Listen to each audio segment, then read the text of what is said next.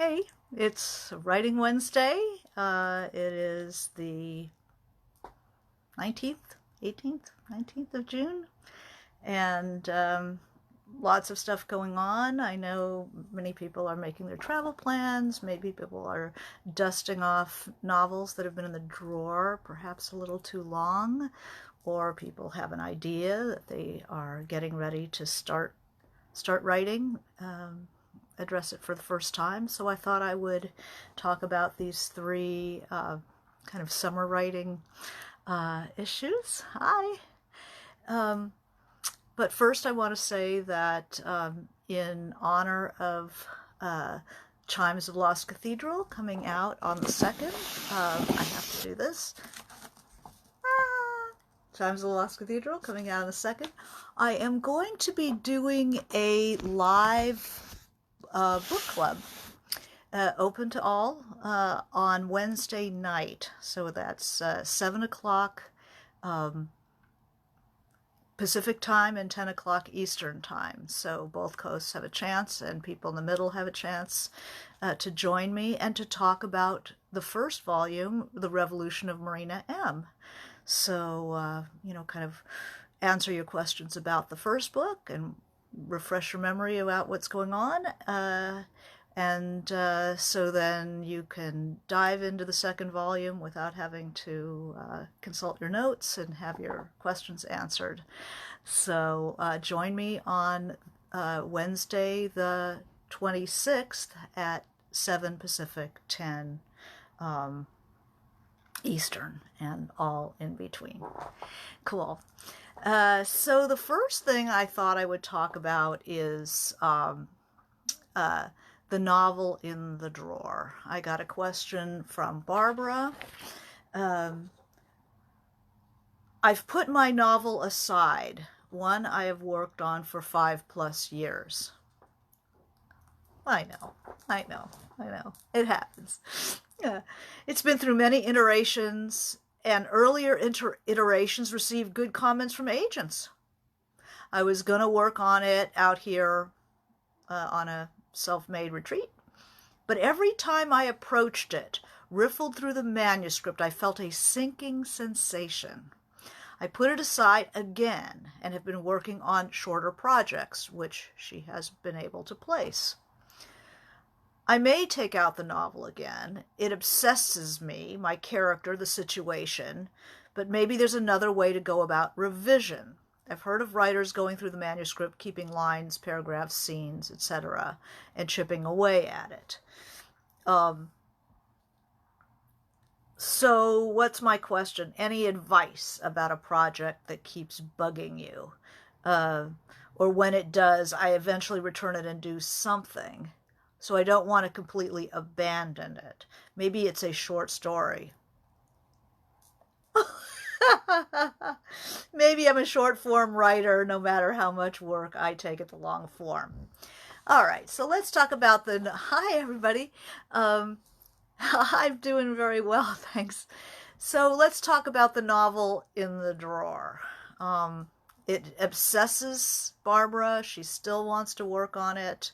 It's something is alive in there, but every time she takes it out, she just is overcome with nausea and dizziness, and back it goes.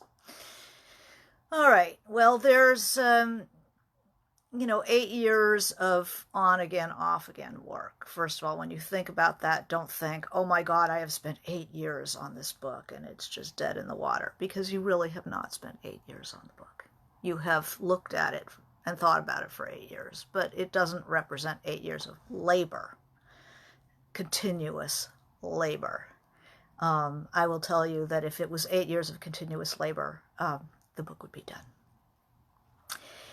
What's happened is something about the book frightens you, you freak out and throw it back in the drawer. And in this writer's case, luckily, she is a disciplined writer, and she has managed to produce and publish many short stories, articles, and the like, while she's been terrified of this thing in the drawer.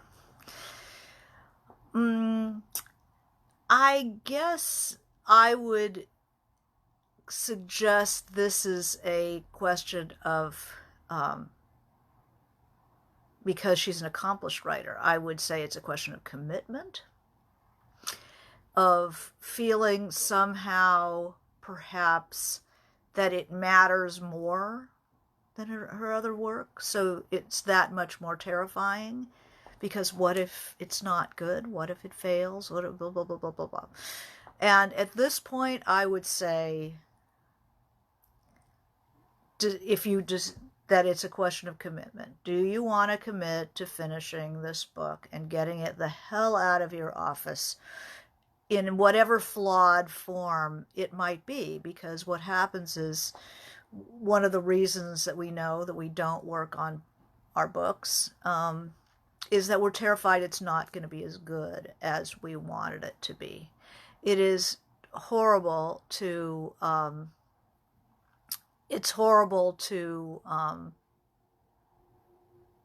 have it hanging over you.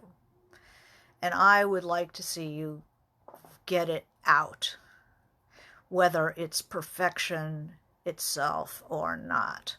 So if it was me, which, it's been all of us, so, is to say, okay, I am going to give myself 3 months of real commitment, which means I'm going to say no to other things. I am going to not go out to parties. I am not going to go do anything but finish this book. 3 months commitment. And then you figure out what does it still need? Do you see any scenes that are absolutely going to be in there? Well, don't worry about how they're going to get in there. Just write them.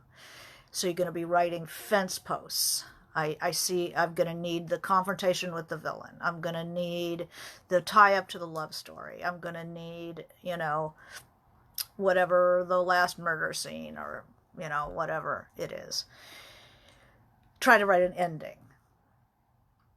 And stop, like, mooshing it around. It's like saying you'll never write another paint. You'll never paint another painting. So you're just going to goosh that little painting around. Oh, we're going to redo the shovel and redo the cow. And, it's like, enough. 8 years is enough. Blow the dust off of, if you want to commit to it, blow the dust off of it. Figure out what it still needs. Hammer in those fence posts and get it out of your office. Finish it up. And using, it's a free, there should be freedom in the editing, in the revision or the editing process. She was saying how David Eggers is chipping away at some massive thing he's been working on for 12 years. I would rather see you finish, just hammer in some fence posts and just get it done as if you have a deadline in 3 months. And you're going to release it. It will be what it will be. It will be as good as it's going to be. It's not going to be, obviously, it's not going to be Ulysses at this point. But either finish it or just decide that you're not going to work on it anymore and it's over and that's the end of it and it's a clean break. But I think if you've been working on it that long, to give it 3 months, really pedal to the metal, just hammering in those posts and getting it done. You will be surprised what you actually know about writing, and things will occur to you while you're finishing it. Wow, I can do this as a daydream, or I don't need this at all, or decide how it ends, with the themes that you've clearly already developed 8 years worth. What is an appropriate ending? And then maybe while you're working on it, something else will occur to you.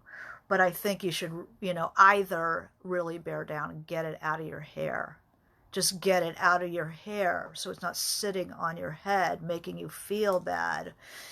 Hey, so it's not sitting on your head. You'll feel so much better when you've decided one way or the other. You've given it its last shot, but do not completely rewrite it at this point. You're gonna better to start a new work if you think you're gonna completely rewrite it. Just forget it and start something else. But just if you think you can hammer out in 3 months, you can hammer out the ending, get those last chapters that you need, figure out, don't keep rewriting the stuff you have. Write the stuff you don't have, and just write it, get it down there. And I think that's what I would do. That's my recommendation. So I hope that's not too harsh. But I know what it is to have something in your place of, where you have to create that is a dead issue. Either declare it dead, bury it, send it off to, the funeral home, or give it one last, put it in the emergency room, get the defibrillators, and do nothing but work on that thing and see if you can jump some life into it. Okay, so that was my first question for today's session. The second question is of a beginning. This was a question that had been asked to me on a different site. How do you turn ideas into novels? Well, that's a wonderful question, and I'll just start with how do you turn ideas into stories. I have 2 stories I'm working on right now, a crime story and a sci-fi story. And in the crime story, I know the crime in the past. I know the situation that brings the characters back together. And I have some emotional investment in it. And I have a location. What I do is kind of write around the situation, just trying voices, seeing, the attitude of the character, what's, where are we now? And then some of them are dead ends. See, I don't outline because I don't know what I'm going to do. So I write around it. And then, easy to abandon something, that you've worked on for a couple of days. If that didn't work out, it leads to something else. And now I'm starting to see the relationship of the characters. I'm starting to see thematically how, after a number of twists, of course, because it's a crime novel, noir, I'm starting to see that the character has a character flaw that is something I care a great deal about people with this certain kind of flaw, and I believe that they will never succeed if they can't overcome that flaw, and I don't think my character will. So it's going to be a very dark little story. But I'm starting to understand that there's a current crime that's being unfolded that echoes the one in the past.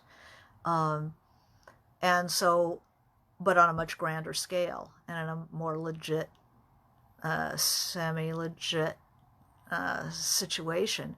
Now I'm doing research. I've got to know what is real estate development? Like, how does it start? How does the financing work? Where are the places that this could be a crooked thing? Many, many places. Research inspires more.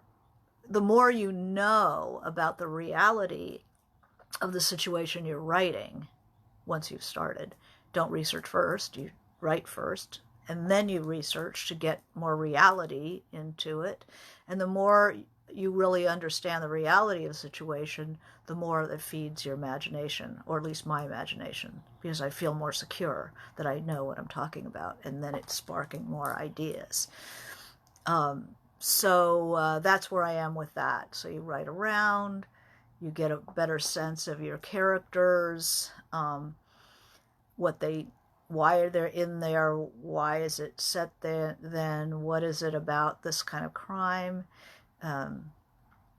who wins, who loses, etc. Now, if I wanted to take that, if I fell in love with that story after writing the short story and wanted to turn that into a novel, which was the person's original question, then I'd probably open it up from inside. I think the story parameters would stay the same, the opening would stay the same, the close would stay the same, but more characters, more interaction with people that are just, like I might just mention them in an aside in the short story. I might actually have a scene with that person, or a couple scenes with that person, see how it works in. I would put a love story in there probably. And more internals, more thoughts about the situation, man's place in the universe, the location, that's how I would build that story into a book. The second story that I'm working on is science fiction, and in that one, I know less about it. I know the location, I can picture it, I know physically what it looks like. But now I'm doing the science fiction thing. I'm looking first I'm looking for a protagonist. I have like 3 people, and I'm writing around the story. So I have like 3 people, and each of them has their point of view, and they all, kind of triangulate one another. So I get what they see when they look at the other character. So it's trying to decide which of those voices I want to use as my protagonist, or if I want to use all of them. I might do a braided story. We talked about that, but that's harder to do in a short story, multiple points of view. Generally, I like one, but we'll see. Maybe I'll do that. So this story is about character. Where I'm at now with that is character orchestration. Who's stronger? Who's weaker? Who wants what? Who... The protagonist is the one who has the most probability of disrupting the situation, I think. But it could be told by another character as well. But it's orchestrating, like how strong are people, what are they capable of doing, and then what are the best foils for them. And then, because it's science fiction, there's a lot of world building, which is the equivalent of the research that I'm doing in the first one to get to know that world a lot better. In science fiction, you have to come up with the rules. You decide how your I've got a small little planet, and it's up to me to decide how it's organized. I think it's going to be a primitive democracy, which is always fun. I was a member of a nursery school cooperative, and primitive democracy is really interesting. That's everybody has a say. But then, it'll be like, what do I want to say with the story?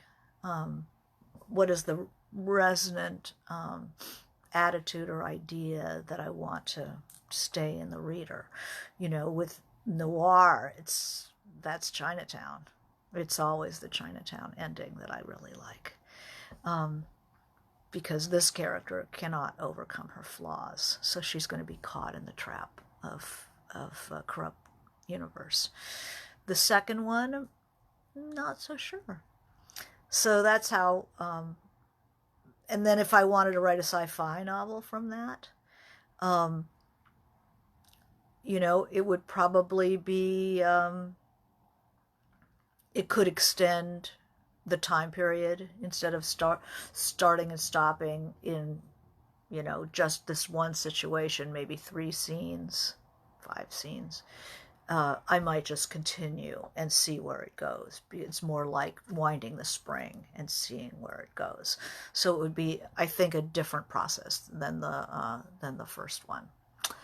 So that's the second question. And then, just like the first question, you can always just write a scene that you see clearly, and let that be a fence post. And write another scene that you see clearly, and don't worry how they get from scene to scene. You know, you write a scene, you write another scene, and then you worry later how they get in and out, all that entrances and exits. As we've talked about, the danger of spending too much time on entrances and exits, how people get in and out of scenes. Don't waste your time too much. You know, worry about the content of the scene, and then worry, you know, and then put in 3-hole punch or put it in a notebook and worry later about, you know, something here. How do they get from there to there? Who cares? You know, they don't have to wake up in the morning. They don't have to drive to the place, you know, that just cut. There is a wonderful book that is on my to-read list. If anybody is on Goodreads, I'm on Goodreads like crazy. I love Goodreads. And one of the books somebody has told me about is a, let's see if I have my little notebook.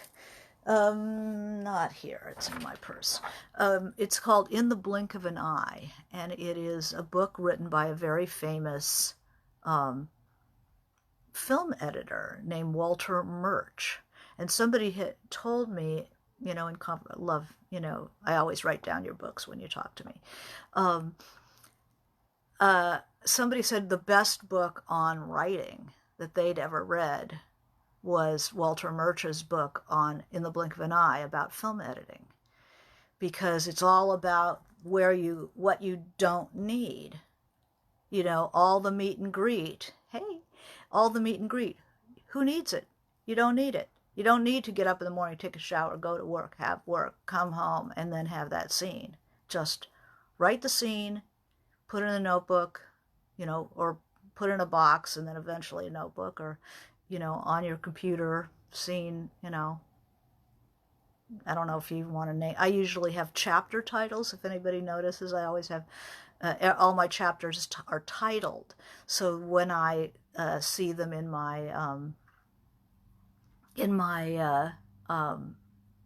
index or whatever, you know, on my screen in the table of contents, I know which is which. It doesn't have to be, what was chapter 11, you know, who cares, you know, the day the bed broke.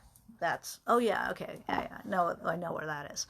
So that's actually why all the titles, I mean, all the chapters in all of my books have titles as well as chapter number. The numbers come later. They stand alone as their own with a name. So write the scenes you see, and then worry about how they fit together. So the third thing I thought I would address is as a, you know, nice early summer day, and I know a lot of you are getting ready to go traveling, and this is always a great thing. I'm a great believer in the travel journal. I taught a wonderful class last summer with Pico Air on the travel journal. The Traveler's Practice, Journey and Journal at Esalen. It was unbelievable. It was unbelievable. That guy is just magic. And so I taught the travel journal. So the Traveler's Journal, when I was traveling many years ago, I realized I was taking too many pictures. And now that we have cell phones, I mean, God, you know, it's like everybody's like this and nobody actually looks at the thing that they've come to see. We used to laugh at that, but now everybody's doing it. You know, we used to laugh at people who are buying water too. God, but taking the incessant pictures, and what happens is you don't really look. It's like you take the picture like you're a hunter, you know, and it's like, what can I capture? And you capture it, and then you move on to the next thing you're going to capture. So you don't really look at what you're looking at. You're never really there. You're never really there. And I will challenge you, this is my challenge to you on your summer vacation, is to not bring your camera. Not take pictures.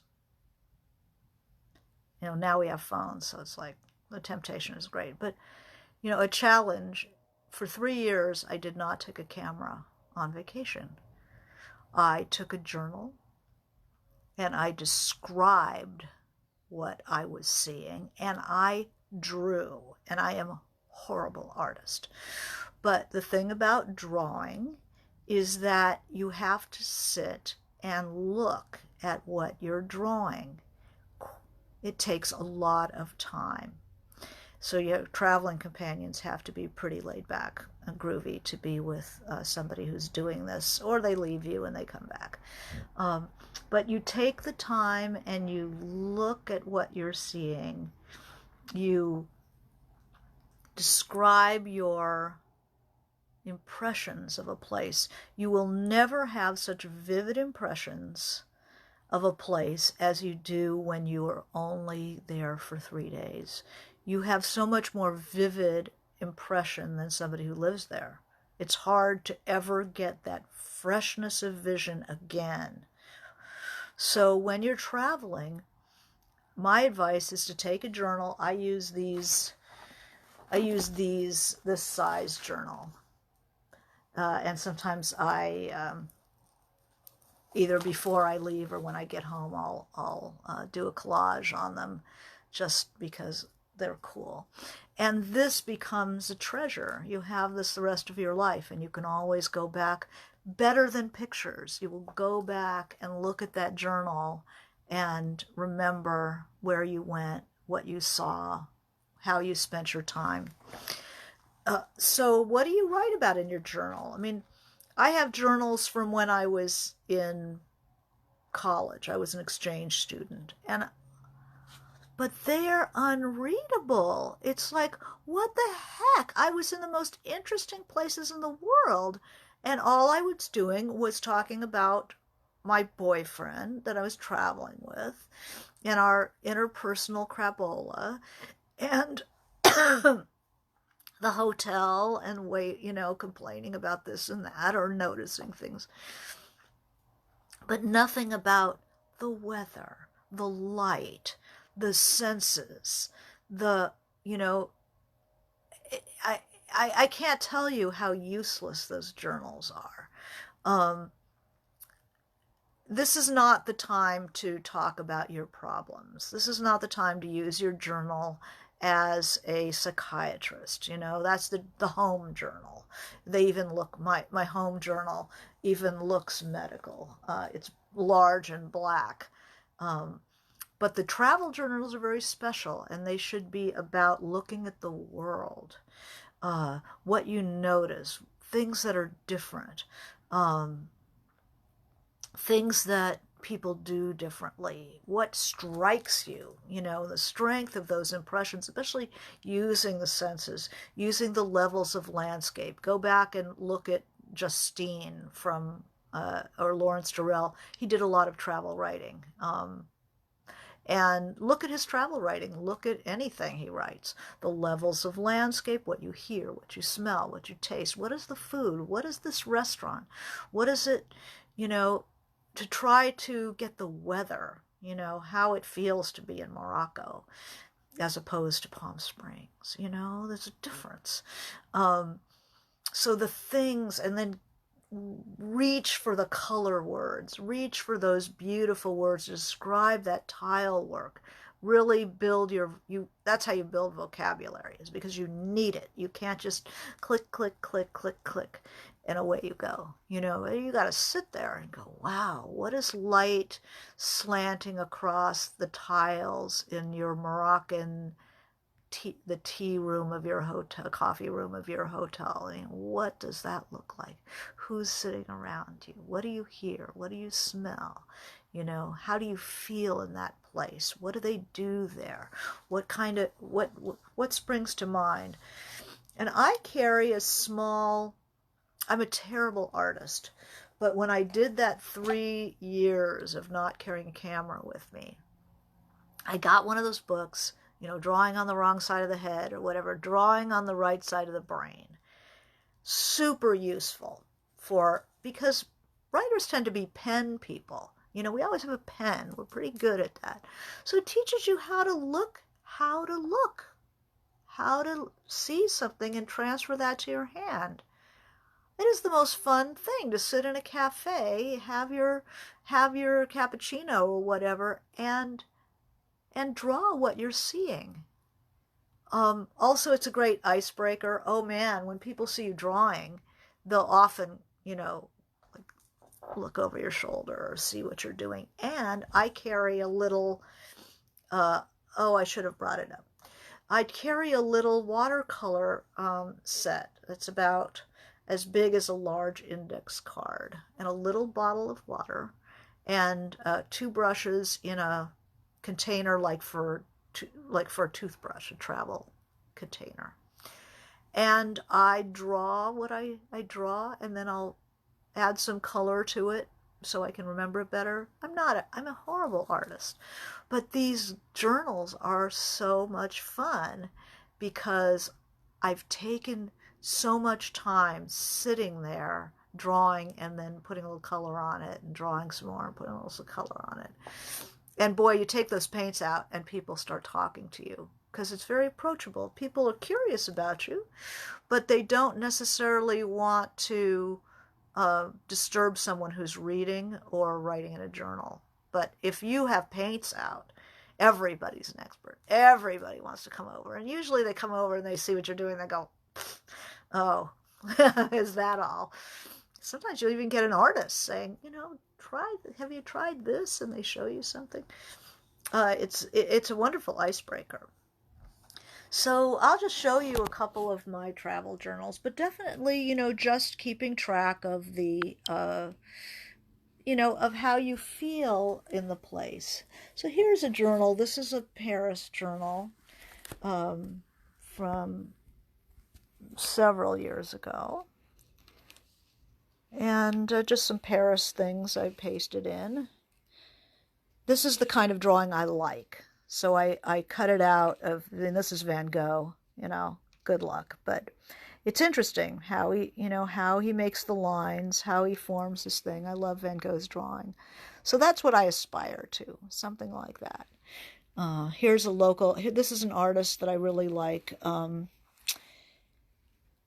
Another drawing, I forgot whose it was, but this is the kind of thing I do, I don't take a picture of my bag. I have a picture of what I need. I need a tote bag, like that. So here's Paris. I keep a bunch of phone numbers, because I don't want to rely on my phone. If my phone dies, I still have people's phone numbers.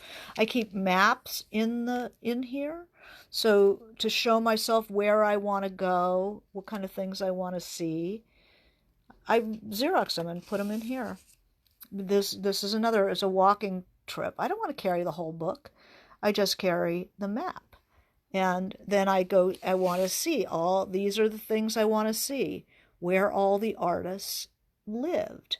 And part of my travel journal is I like to go and stand in front of the places that artists and writers have lived. To me, pilgrimage is the main reason for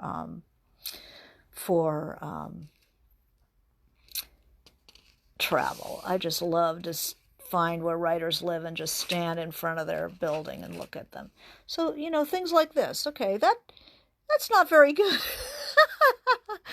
But I stood and looked at it for a very long time.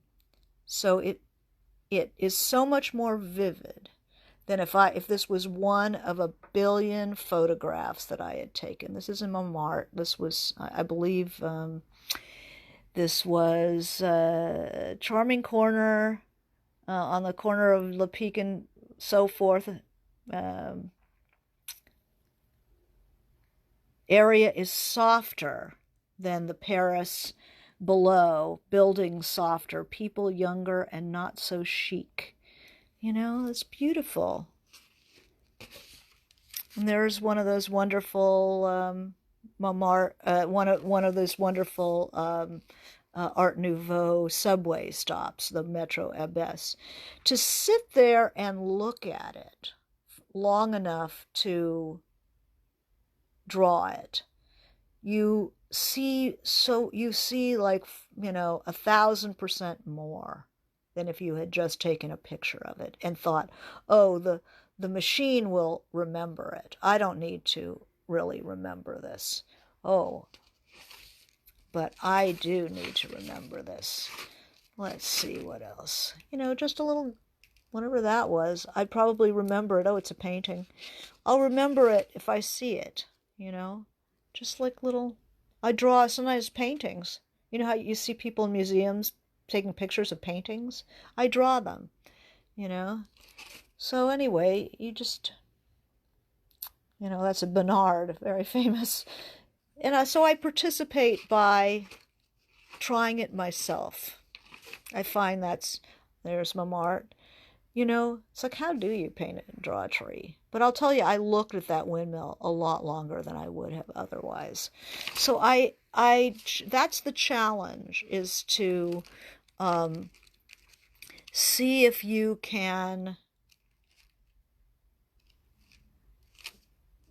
not take a camera and find a way to capture what you're seeing. If not drawing, which I can't recommend drawing more strongly for writers, because you're always carrying a notebook.